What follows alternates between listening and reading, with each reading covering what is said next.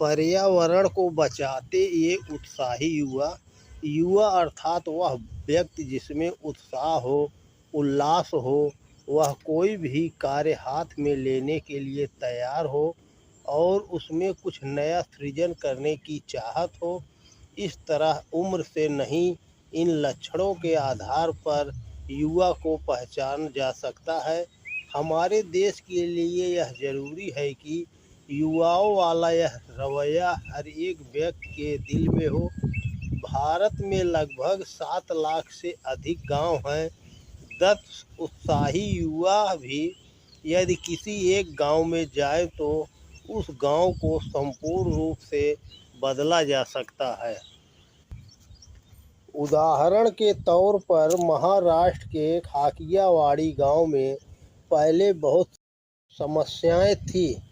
वहां के युवाओं ने गांव को सुंदर बनाने का कार्य हाथ में लिया और वहां की मूलभूत समस्याओं पर काम किया।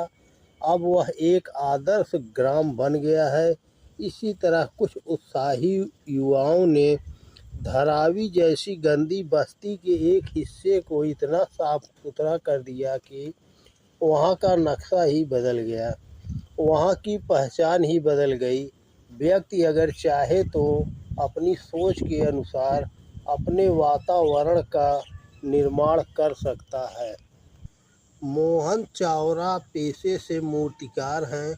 उन्होंने केरल के पलक्कड़ जिले में रहकर कई वर्ष तक शहरी जिंदगी को बड़े करीब से देखा।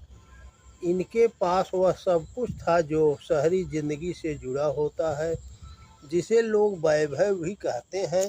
शहर की जिंदगी से इनका मन भर गया था और ये प्रकृति के करीब रहना चाहते थे।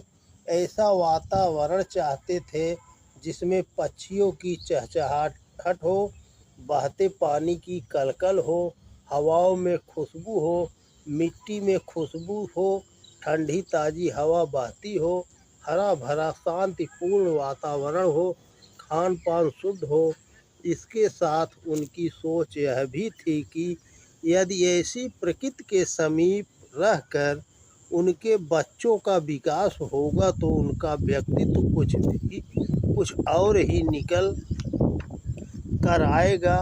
यही कारण था कि वे अपने जैसी सोच वालों के साथ मिलकर एक ऐसा गांव बसाना चाहते थे। उनकी इस सोच से सहमत 14 परिवारों ने मिलकर भरतपूजा नदी के किनारे 2.5 एकड़ जमीन खरीदी और अपने सपने का गांव बसाने में जुट गए। एक ऐसा गांव बसाने लगे जो सादगी से भरा हो, जहां प्रकृति के साथ जनजीवन का तालमेल हो। पहले यहाँ पर उन्होंने मिट्टी, लकड़ी और घास फूस इकट्ठा करके घर बनाए। फिर पर्यावरण को नुकसान पहुँचाने वाले रबड़ के पेड़ों को हटाकर वहाँ फलों के वृक्ष लगाए। उन्होंने गांव में एक प्रकृति वाटिका लगाई जिसमें अनाज, सब्जियां आदि वे उगाने लगे। वाटिका में जैविक विधि से पैदा होने वाला अनाज व सब्जियों से बनने वाला भोजन न केवल पौष्टिक होता है बल्कि बेहद स्वादिष्ट भी होता है। इस गांव में रहने पर उन्होंने जाना कि नदी के किनारे पेड़ों की छांव में बैठकर केले के पत्ते पर भोजन करने का सुख ऐसा होता है जो महंगे होटलों में भी नहीं मिल पाता। इसी के साथ धीरे धीरे इन लोगों ने पशुपालन भी शुरू किया। सहभागिता, एकजुटता व रचनात्मक सोच की बुनियाद पर खड़े इस गांव को देखने के लिए भी लोग यहाँ आते हैं। इनकी 2 बेटियों ने भी अपनी पढ़ाई छोड़ दी और प्रकृति की गोद में ही खेती, पशुपालन की देख रेख के अलावा मूर्तिकला एवं पेंटिंग समेत अन्य कलाओं का अभ्यास करने लगी। बेटियों की इस अनौपचारिक शिक्षा के असर को देखते हुए अब इस गांव के अन्य परिवार अपना शैक्षिक पाठ्यक्रम बनाने पर विचार कर रहे हैं, जिसमें आर्ट एवं क्राफ्ट की कार्यशालाओं के अलावा खेती, पशुपालन और बागवानी की कक्षाएं भी शामिल हों। गौरैया हमारे पारिस्थितिकीय तंत्र का पैमाना मानी जाती है। आज गौरैया इसलिए गायब हो रही हैं कि झाड़ियां काटी जा रही हैं, पेड़ गायब हो रहे हैं। वह शहरी फ्लैटों में ऐसी जगह नहीं है जहां चिड़िया रह सके। इको रूट्स फाउंडेशन के संस्थापक राकेश खत्री ने गौरैया को संरक्षण देने के लिए एक अनोखी पहल की।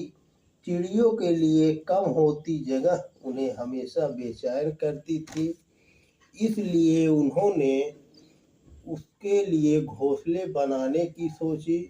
उन्होंने गौरैया के संरक्षण के लिए सूखी घास से कृत्रिम घोंसले बनाए तथा नोएडा टोल ब्रिज पर उन्होंने 150 बर्ड हाउस लगाए।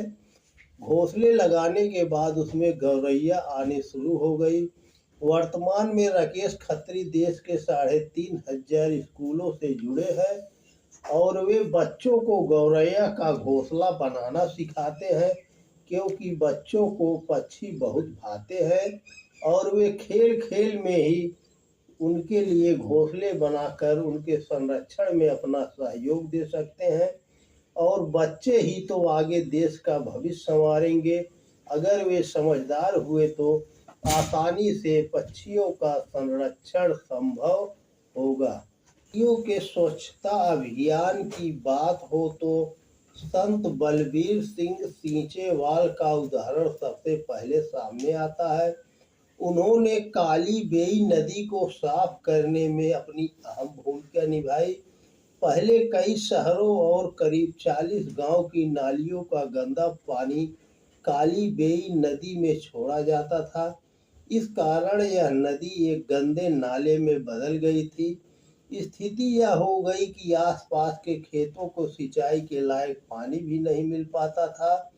पंजाब के होशियारपुर जिले में 160 किलोमीटर क्षेत्र में बहने वाली इस नदी के किनारे 500 साल पहले गुरु नानक देव जी को अंतर्ज्ञान प्राप्त हुआ था।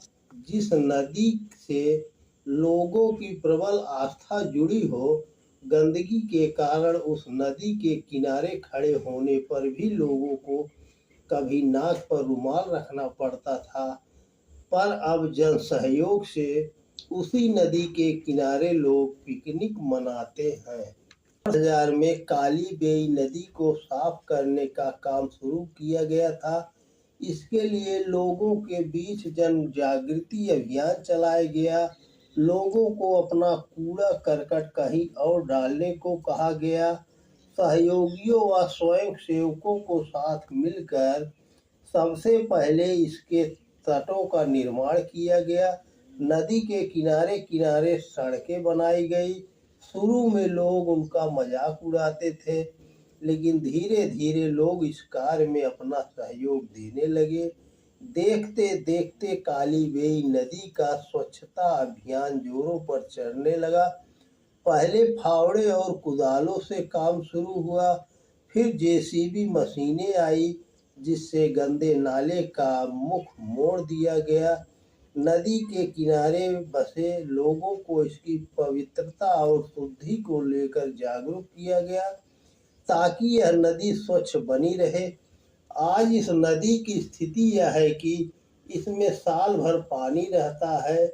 इसमें जलचर वापस आ गए हैं और इस नदी का पानी इलाके के हैंडपंपों के पानी से भी अधिक शुद्ध हो गया है। उन्होंने इन बेकार टायरों का बेहतरीन इस्तेमाल करने की सोची और सन 2003 में उन्होंने अपने घर को ढहने से बचाने के लिए इन टायरों का इस्तेमाल किया। इसके लिए उन्होंने टायरों को साफ करके भूस्खलन वाली जगहों पर एक के ऊपर एक टायर रखकर उन्हें गीली मिट्टी से जोड़ दिया और उनका यह प्रयोग सफल हुआ। इससे न केवल भूस्खलन रुका बल्कि मिट्टी का क्षरण भी बंद हो गया। उनके इस कार्य के लिए पूरा नागालैंड उन्हें जानता है। कुछ वर्ष पहले कोहिमा में एक खास समुदाय की जमीन को भूस्खलन से बचाने के लिए दीवार बनाने की जरूरत पड़ी।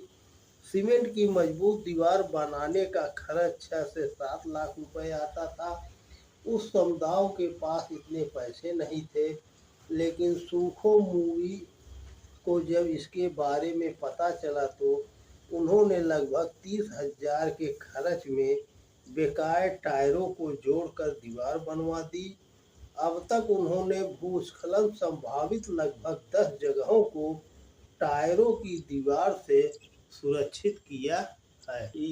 आस पास ही वह सब कुछ है जिसका उपयोग करके हम अपनी समस्याओं का समाधान कर सकते हैं, वातावरण को स्वच्छ व सुंदर बना सकते हैं। बस इसके लिए पूरे मन से प्रयास करने, अपने विचारों का इस्तेमाल करने की जरूरत है। वास्तव में युवाओं में इतनी शक्ति है कि वे कोई भी कार्य पूर्ण कर सकते हैं, वे जैसा चाहे वैसा कर सकते हैं। जिसका जीवन सादा है वही सच्चा साधु है।